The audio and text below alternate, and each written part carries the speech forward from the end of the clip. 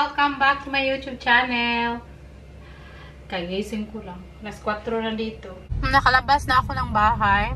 Ako lang mag-isa today. Sunduin ko muna si Ate Shana sa school niya. Traffic ko.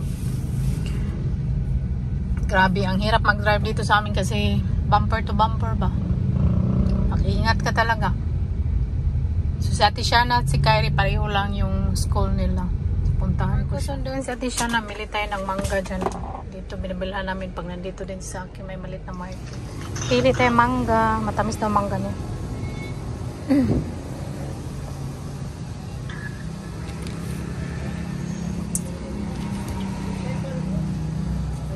Madami din sa mga tinda-tinda dito. Ang bato. 100 sir. Pili ako ng palaya. Pili. Pag-guman yung batong, no? Tunga lang ako. Pinoy style man yung pipinuha. Lapit na ako sa school ni Ate Shana. Sa school ni Ate Shana may dito Primark Town, Mactan. Malapit na supermarket. Sa mga nagtatanong din kung kano-ano ko si Ate Shana, pamangkin ko po siya. Anak siya ng kapatid ko. At si Kyrie, pamangkin ko din. Anak ng kapatid ko. Kasi wala man akong anak. Sila ng mga anak ko, no? Tingnan natin. Nandiyan naman Ate Shana. Dito kami sa Mactan yung town. Dito kami magkain daw Korean. Ate Shana dyan. Thank you. You cook your own ramen here, oh. Ate Shana, nag-cook siya. Siyang may gusto dito. So, pinapili ko man siya. Galing ko dito si Kyrie at si Agata. Namin ano siya, chicken, tapos parang bacon, ramen. Kain everyone. Dito.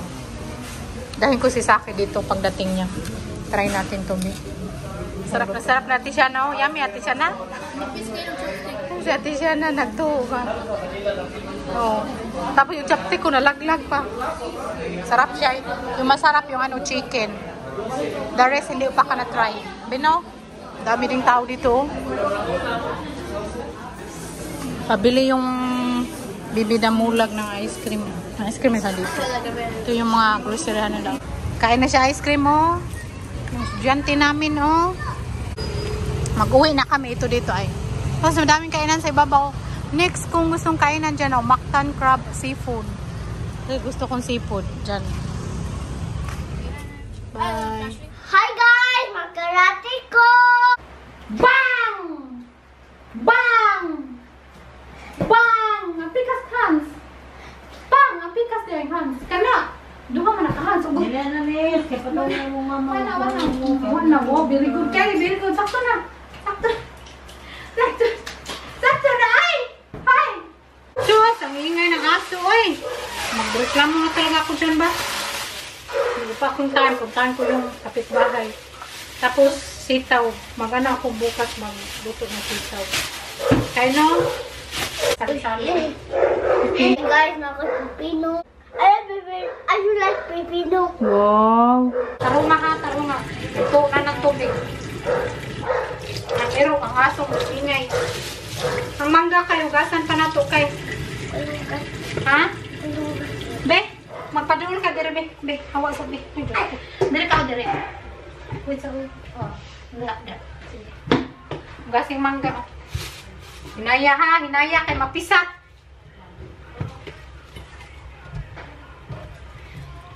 Hinaya ha, ayaw pisat ta, ayaw pislita. Ano yung butang? Oh, butang din sa butang mo siya. Tingnan, umot ko na. Umot kayo no. Tamis ni kay. Ayaw, ipusdak. Hinaya pag butang. Hinaya ka na. Kaya para di mapisat. Umot kaya na. Magatilasin mo ito. Kaya natin yan. Dana. What's yung manga? Dana. Trying the mango. Dana kay, ang cucumber food kay. Cucumber? Lutuin natin yung malagkit sa rice cooker. Tapos magawa tayo ng latik. At i-bake natin sa oven. Yung oven namin. May Kinuha ko yung rice. Ang dami sinaing ng mama ko kanina. Rice. Rice is sliced. Okay, no? The rice is yummy. Rice is yummy? Rice is light. Magpaitikpan ta kay. Initan ka kay?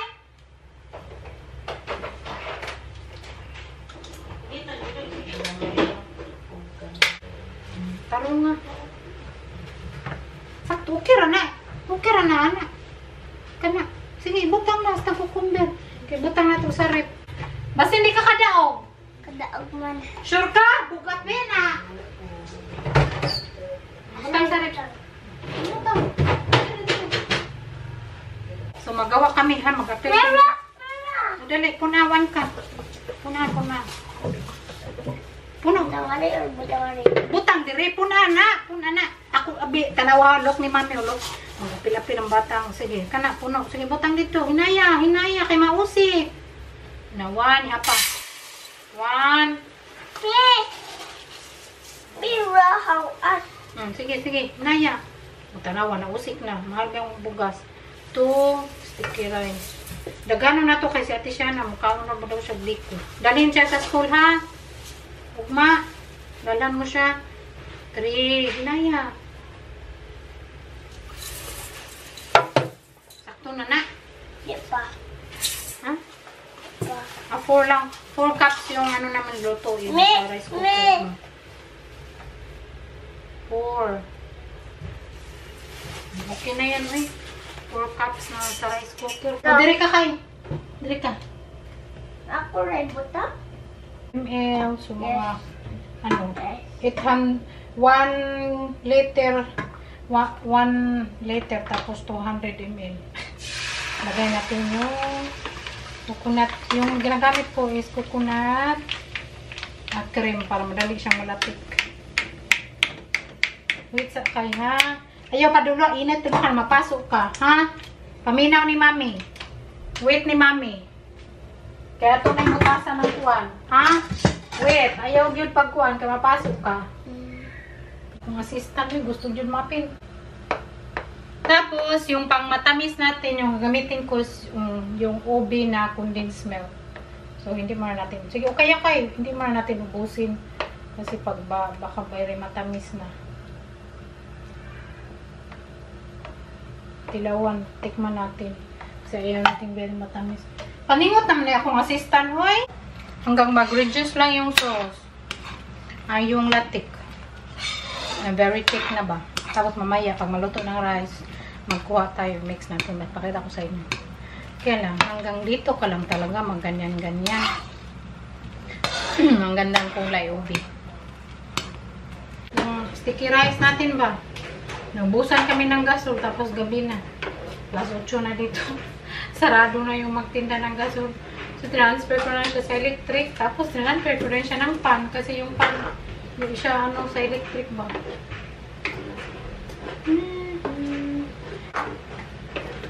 Hello guys, so Gibitok siya agad guys. Masarap nito yung biko ko. Pang coffee. Pwede. Pwede na naman to. Tapos, i-bake pa to, miss. So, ba?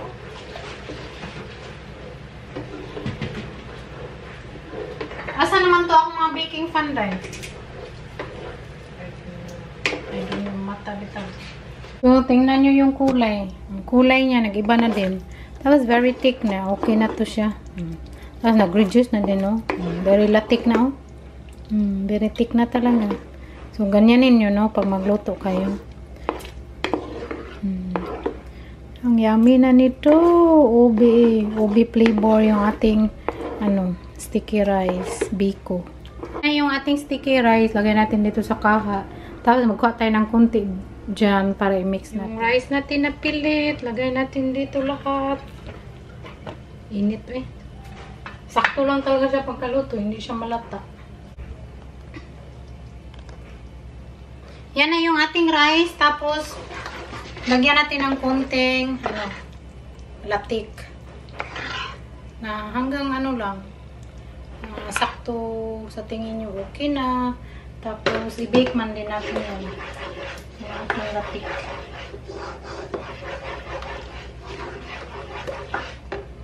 Haluin lang natin. Haluin. Init. Tapos, tikman natin kung okay na ba sa panlasa. Tapos, yung natira, ilagay natin sa ibabaw. Tapos, nilagay ko siya sa baking pan natin. Lahat ilagay. Ganyanin lang.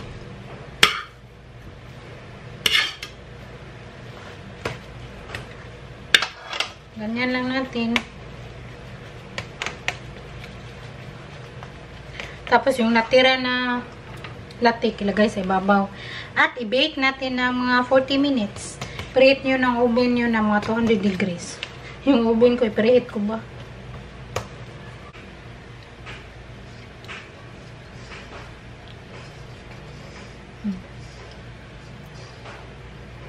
Parang nagmantika ng latik, oh.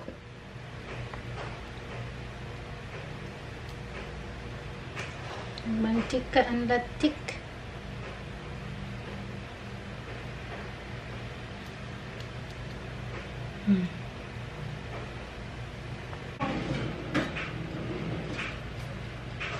Naluto na yung ating biko after 40 minutes. So, ganyan na siya. Ang sarap yan. Mainit pa. Dumikit sa gilid. So, transfer natin para madaling mahiwa ba pag magkain sila bukas. Wow! Sarap-sarap. Mag-asa natin ito. Okay, sarap! So, yan ang aso kay Banha. Siya gata, walis-ilis. Tingnan siya gata, wala siyang ligo-ligo. Bago na siyang tao. Hi everyone! Welcome to the ang ganda ko naman dito. Sana all maganda, no? Feeling mo lang. Nakakaloka. Hindi na ako naka-vlog kasi busy si Agata. Alam niyo ba guys? Nail extension ako. Tapos galit na galit si Kyrie sa nail extension ko. Ayaw niya. Yung mama kasi sabi niya. niya, hindi pa na nakahawak. Kasi sabi niya, Mama, tingnan mo. Tingnan mo. Super masakit. Super masakit. Pag inaway mo ako, baka daw masugatan siya. Loka-loka talaga, no? Kasi si Kyrie na yun kumain kasi kanina sabi niya, anong oras pa yan matapos? Mami, sabi ko mamaya pa, matulog ka na. So, natulog na siya kasi magkain na siya bukas. Magdala siya sa eskwelahan niya. Tapos dalhan din niya si Ate Shana. Anyway, may tanong pala ako sa iyo. Nag-usap kami ni Saki ba, video chat. Ang aso, ano ba, tahol ng tahol. Grabe na, stress talaga si Saki. Nandun lang siya, na-stress na nga siya. Paano pa kaya kung mag-uwi siya? So, may tanong ako sa inyo ba, pwede bang magreklamo sa barangay na ang aso, na grabe talaga yung aso ba, ang ingay-ingay. Tapos yung may-ari ba, baliwala lang. Hello-hello. Baka makausap ko yung may-ari ng aso ba, tapos bitaw yung ipaano niya yung aso para hindi magtahol ng tahol kasi grabe talaga. Hindi ka makatulog, tapos sabi ni Kaya, ang ingay naman yan ma, hindi man ako makatulog. So gusto ko makausap yung may-ari ng aso para mag-usap kami ba, ganyan. Tapos parang sa tingin ko ayaw niya makipag-usap. So kaya may tanong ako sa inyo kung pwede ba yung ireklamo sa barangay na yung aso nila sobrang ingay kasi parang yung may-ari hindi siya madaan sa usapan. Kung may ideya kayo kung anong dapat kong gawin, bago lang kasi ito silang nag-transfer yung katabi sa amin. Last time kasi walang nakatira dito. So, walang aso din. So, ngayon may nakatira. Hindi ko alam taga saan yan kasi hindi mo makikita yung tao sa labas ba. Yung aso lang talaga. Tapos, ang laki-laki pa. Yung aso, pag makita ka, Diyos ko, parang kakainin ka talaga kasi ang laki ng aso nila. Sana may idea man kayo kung anong dapat kong gawin. Maraming salamat in advance. At tingin ko na siguro itong pa-vlog today. Mag-relax muna ako at mag-shower. Kaya gawin nyo yung biko ko. Pwede din plain lang ang condensed milk. Walang ubi na flavor. Gusto ko yung may ubi na flavor para may kulay din ba. Tapos, may kunting ubi na taste. So, yun. Kung ayun yung ubi, yung plain na lang na condensed yung gagamitin nyo. Tapos i-bake nyo. Yun ang process. Gawin nyo. Hindi kayo magsisiki. Sobrang sarap. Pwedeng pang negosyo. So, thank you so much for watching, everyone. God bless you all. Stay safe and see you again tomorrow. Bye! I love you all!